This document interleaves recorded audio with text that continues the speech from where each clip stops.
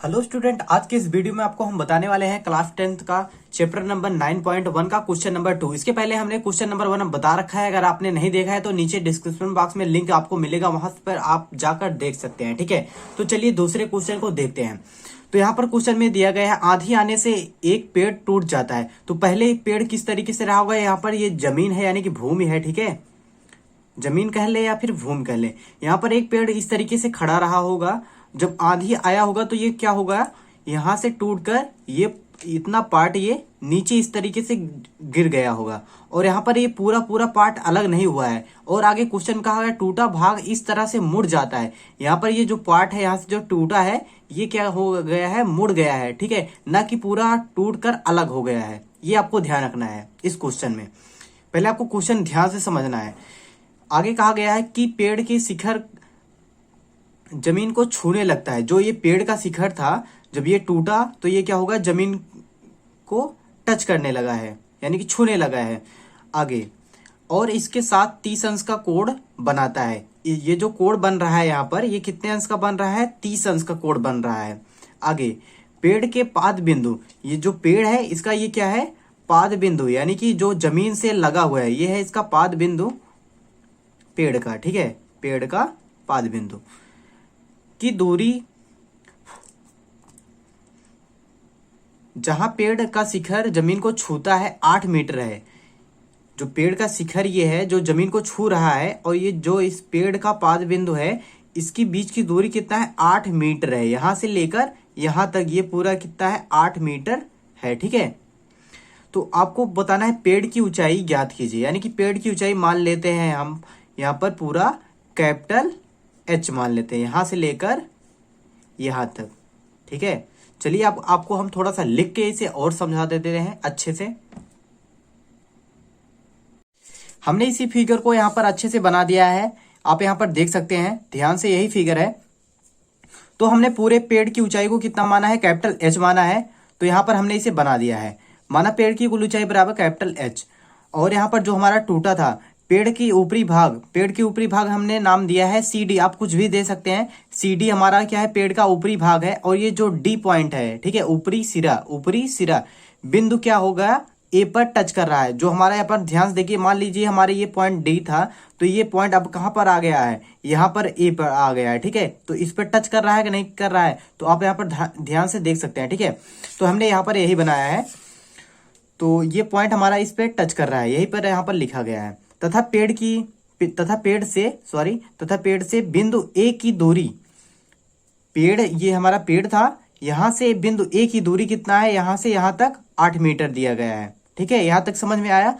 अब और यहाँ पर हमने जो यहाँ पर मान लेते हैं, जो यहाँ पर टूटा है, ये इतना यहां से यहां तक टूटा हिस्सा जो है, इसको हमने लेट कर लिया है अपने आप से x मीटर। और यहाँ पर जो नीचे बचा है हमारा, इतना हिस्सा टूटा नहीं है, ये अभी जमीन पर सीधे खड़ा है। ठीक है, तो इसको हमने मान लिया है स्मॉल h। तो कैपिटल H बराबर हम यहाँ पर क्या लिख सकते हैं? कैपिटल H बराबर यानी कि कुल ऊंचाई बराबर हमारा, जो लास्ट में हम करेंगे तो यहाँ पर कितना रखेंगे? x plus h metre. ठीक है, x प्लस h मीटर। अब हमें x का मान निकालना है और h का मान निकालना है। तो यहाँ पर जो ये हिस्सा हमारा इतना टूटा है, ये हिस्सा और ये हिस्सा क्या है? दोनों आपस में बराबर हैं, क्योंकि यही हिस्सा हमारा टूट के जमीन से यहाँ पर टच कर रहा है। तो ये x मीटर है, तो ये भी हमारा कितना होगा? x मीटर होगा। ठीक है, अब त्रिभुज, इस त्रिभुज का नाम क्या है? ABC। तो यहाँ पर लिखते हैं त्रिभुज ABC में, यहाँ पर पहले हम यहाँ पर ये वाला लेते हैं, लंब और आधार। तो लंब और आधार किस में होते हैं? तो tan में होता है या फिर cot में होता है, दो में से आप कोई भी ले सकते हैं। तो यहाँ पर हम tan वाला ले रहे हैं, तो यहाँ पर हम रखेंगे tan। यहाँ पर कोण कितना है? 30 अंश है, तो tan 30 अंश बराबर कितना रखेंगे? यहाँ पर BC बटा AB, यानी कि लंब बटा आधार। तो BC हमारा है h मीटर, और बटा में यहाँ पर AB का मान दिया है 8 मीटर। ठीक है, तो tan 30 अंश का मान होता है 1/√3 बराबर h बटा 8। तो इसका गुणा इसमें करेंगे तो यहाँ पर आ जाएगा √3 h बराबर 8। 3 गुणा करेंगे और एच बराबर कितना आ गया 8/√3। यहां तक क्लियर है सभी को? ये हमारा आ गया एच का मान। आगे देखते हैं अब दूसरी बार क्या करेंगे हम, यहां पर इसको लेंगे, ठीक है, आधार को और कड़ को, आधार और कड़ को। तो यहां पर हम ले लेते हैं कॉस 30 अंश बराबर AB बटा AC, यानी कि आधार बटा कड़। कॉस कितना होता है, कॉस बराबर आधार बटा कड़ ही होता है, तो यहां पर हमने यही रखा है। तो कॉस 30 अंश का मान कितना होता है, √3/2 बराबर AB का मान हमें x लेट किया था, और यहाँ पर AC का मान सॉरी यहाँ पर AB का मान हमारा कितना है 8 है, ठीक है 8 है, और AC का मान कितना है x है।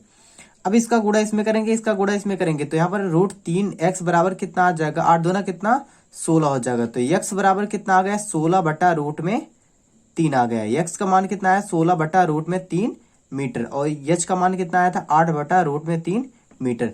और हमारी टोटल ऊंचाई कितनी थी, हमारी टोटल ऊंचाई थी कैपिटल H, पेड़ की कुल ऊंचाई बराबर कैपिटल H, और कैपिटल H किसके बराबर था, x प्लस h के बराबर था हमारा। तो यहां पर हम इसका मान रखते हैं, सभी को दिख रहा है, चलिए यहां पर।